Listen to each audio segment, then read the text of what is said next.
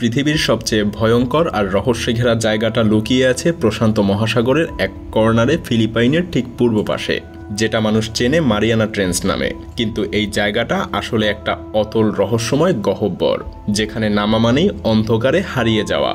প্রায় 11,000 মিটার গভীরে, যেখানে সূর্যের আলোর একটা রশ্মিও পৌঁছাতে পারে না। এমনকি সেখানে নেমে গেলে মনে হবে চারপাশ থেকে অজস্র দৈত্য আপনার শরীরটাকে থেতলে দিতে চাইছে। এই গহ্বরে ঢোকার সাহস খুব কম জাতিই দেখিয়েছে, কিন্তু সম্প্রতি এক দেশ যেন অন্য সব হিসেব ছুঁড়ে ফেলে ঝাঁপিয়ে পড়েছে এই দুনিয়ার গভীরে। হ্যাঁ, চীন। তারা এখন আর কেবল গবেষণা করছে না, তারা সমুদ্রের এই গভীরে রোবট পাঠাচ্ছে, সমুদ্রের তলে স্থায়ী ঘাঁটি বানানোর ছক কষছে। এমনকি সমুদ্রের পেটে যেসব মূল্যবান খনিজ আর সম্পদ আছে সেগুলো আগেভাগেই নিজেদের করে নিতে মরিয়া হয়ে উঠেছে। অন্যদিকে যুক্তরাষ্ট্রসহ পশ্চিমা দেশগুলোর অনেকেই মহাসাগর গবেষণার আগ্রহ হারিয়ে ফেলেছে। তাহলে প্রশ্ন ওঠে, মারিয়ানা ট্রেঞ্চের গভীরে কি এমন আছে যার জন্য চীন এত মরিয়া হয়ে উঠেছে? কেন সমুদ্রের গভীরে গড়ে তুলছে রোবটের ঘাঁটি? চলুন আজ এগুলোই জানব। সমুদ্রের উপরে ঝকঝকে আলো থাকলেও নিচে নামতে নামতে দ্রুতই পাল্টে যায় সেই চেনা পৃথিবীটা। প্রায় 200 মিটার পর্যন্ত পানির স্তরটা আলো এবং প্রাণে ভরা, কিন্তু এরপরেই শুরু হয় অন্ধকারের রাজত্ব। যত নিচে নামা হয় ততটাই আলো ফিকে হতে থাকে, আর পানির চাপ বাড়তে থাকে ভয়ঙ্করভাবে, যেন চারপাশ থেকে ধীরে ধীরে কোনো অদৃশ্য হাত আপনাকে চেপে ধরছে। 1 কিলোমিটার নিচে পৌঁছাতেই সূর্যের আলো পুরোপুরিভাবে হারিয়ে যায়, আর সেখান থেকেই শুরু হয় এক অদ্ভুত জগৎ, যেখানে প্রাণীরা নিজেদের শরীর থেকেই আলো জ্বালিয়ে শিকার খুঁজে বেড়ায়। আরও নিচে গেলে শুরু হয় আরও এক নতুন স্তর, যেখানে কিছু অদ্ভুত জীব যেমন লম্বা বাহুর স্কুইড বা ফুলে ওঠা মাছ অতিমাত্রার চাপ আর অন্ধকারের মধ্যে দিব্যি বেঁচে থাকে। প্রায় 4000 মিটার নিচে শুরু হয় অ্যাবিস অঞ্চল, যেখানে চির অন্ধকারে সমুদ্রতল পুরো পলিমাটিতে ঢাকা পড়ে আছে। দেখলে মনে হবে এটা এক বিরান মরুভূমি, কিন্তু এই পলিমাটির নিচে লুকিয়ে আছে কোটি কোটি বছরের ইতিহাস। উপরের দিক থেকে ধীরে ধীরে যে মৃত প্লাঙ্কটন, মাছ বা ধুলোকণা পড়ে তাদের তৈরি স্তরকে বলে মেরিন স্নো। এই কার্বন সমৃদ্ধ স্তর সমুদ্রের নিচে তৈরি করেছে এক বিশাল গোপন ভাণ্ডার, কিন্তু তবুও খাদ্যের অভাবে এখানে খুবই কম প্রাণী টিকতে পারে। তবে মাঝে মাঝে এখানে নামে এক দুর্লভ অতিথি, যেমন যদি কোনো তিমি মাছ মারা গিয়ে সমুদ্রের তলে পড়ে, তাহলে তার শরীরের চারপাশে হঠাৎ করেই গড়ে ওঠে এক সম্পূর্ণ নতুন জগৎ, যেটা বছরের পর বছর ধরে টিকে থাকে। আর একেই বলে হোয়েল ফল। আর এরও নিচে প্রায় 6000 মিটার পেরিয়ে শুরু হয় ট্রেঞ্চের রাজত্ব। এত গভীরে পৌঁছানো মানে এমন জায়গায় নামা যেখানে চাপ সমুদ্রপৃষ্ঠের তুলনায় 600 গুণ বেশি। চ্যালেঞ্জার দ্বীপ, যেটা মারিয়ানা ট্রেঞ্চের সবথেকে গভীর জায়গা, প্রায় 11,000 মিটার নিচে, যেখানে পাওয়া গেছে কিছু অদ্ভুত বিশাল এককোষী প্রাণী আর ধবধবে সাদা চিংড়ির মতো জীব। সবচেয়ে অবাক করা ব্যাপার হলো, মাত্র 2 বারই মানুষ এই চ্যালেঞ্জার দ্বীপের তলা ছুঁয়ে আবার ফিরে এসেছে। প্রথমবার ছিল 1960 সালে, জাক পিকার্ড এবং ডন ওয়ালশ নামের 2 সাহসী মানুষ এখানে পৌঁছায়। আর দ্বিতীয়বার 2012 সালে ডুব দেন বিখ্যাত ফিল্ম মেকার জেমস ক্যামেরন।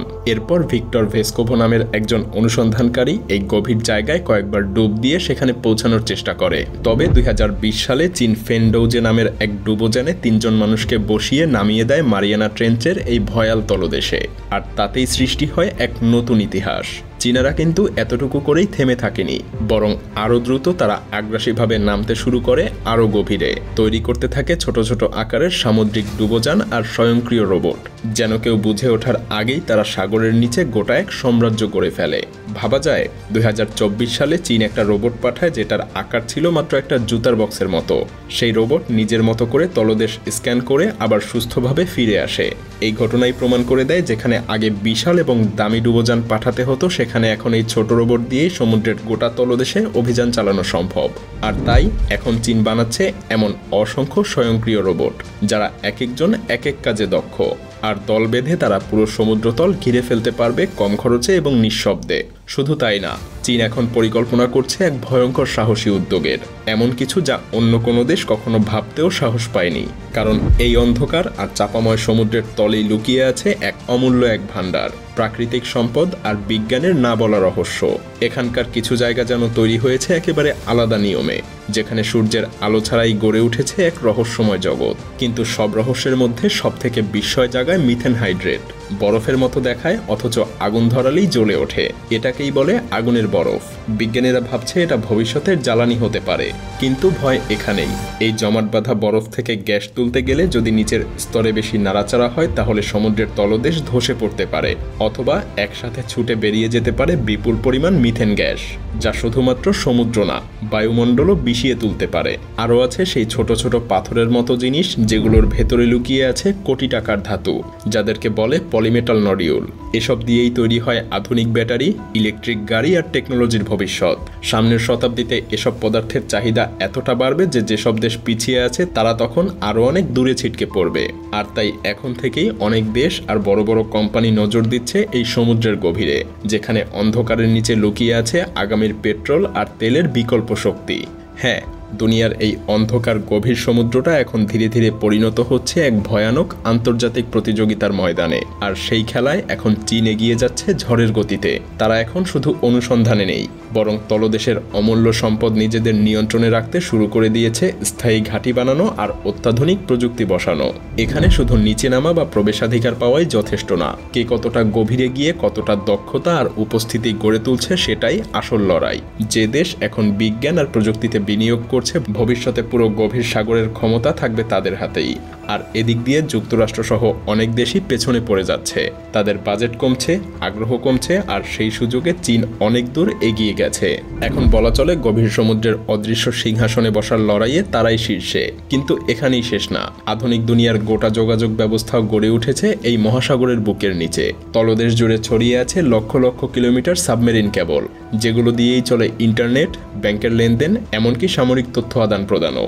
বাইরে থেকে দেখতে মজবুত মনে হলেও এই কেবলগুলো আসলে খুবই নাজুক। একটা নোঙর বা ট্রলারের জালে আটকে গেলেই কেটে যেতে পারে এই গুরুত্বপূর্ণ কেবল, থমকে যেতে পারে বিশ্ব যোগাযোগ ব্যবস্থা।